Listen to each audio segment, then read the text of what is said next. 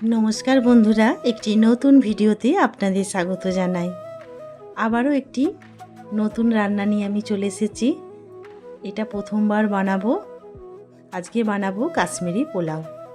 প্রথমে কড়াইয়ের মধ্যে 3 থেকে 4 চামচ ঘি দিয়ে সমস্ত গোটা মশলা ফোড়নে দিয়ে দিয়েছি।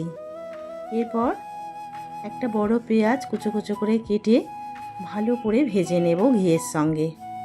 গোটা গরম মশলার মধ্যে আছে তেজপাতা, দারচিনি, লবঙ্গ, একটা বড় এলাচ, একটা ছোট এলাচ, একটা স্টার নিস, এই সমস্ত কিছু, আর কয়েকটা কাঠবাদাম, কয়েকটা কাজু বাদাম ওই ঘিয়ের সঙ্গে ভেজে নেব।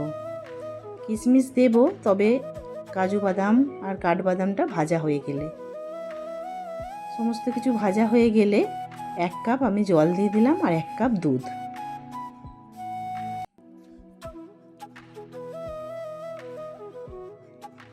এবার পরিমাণ মতো লবণ আর স্বাদ মতো চিনি আর একটু শাহি গরম মশলা আর একটু জাফরান দিয়ে দিলাম। সমস্ত কিছু ভালো করে খুন্তি দিয়ে মিশিয়ে নেব।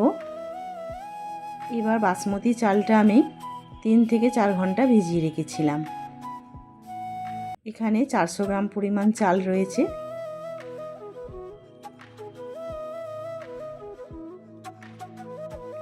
কয়েকটা গোটা কাঁচা লঙ্কা দিয়ে একটু নেড়ে চেড়ে আমি ঢেকে দেব।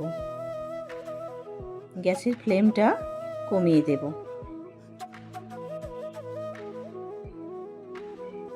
25 মিনিট আমি দমে রেখে দেব।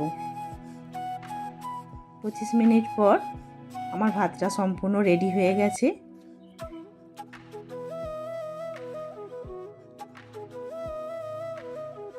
এই কাশ্মীরি পোলাওটা দিয়ে খাওয়ার জন্য একটু চিকেন কষা বানিয়ে নিয়েছি। চিকেন কষা রেসিপিটা আমি দিইনি, তাহলে ভিডিওটা অনেক বড় হয়ে যাবে। প্লেন চিকেন কষা।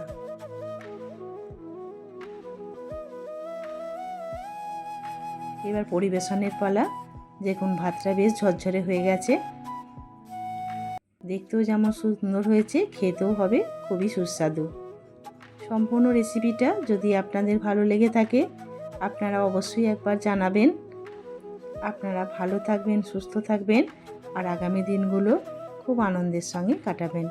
নমস্কার।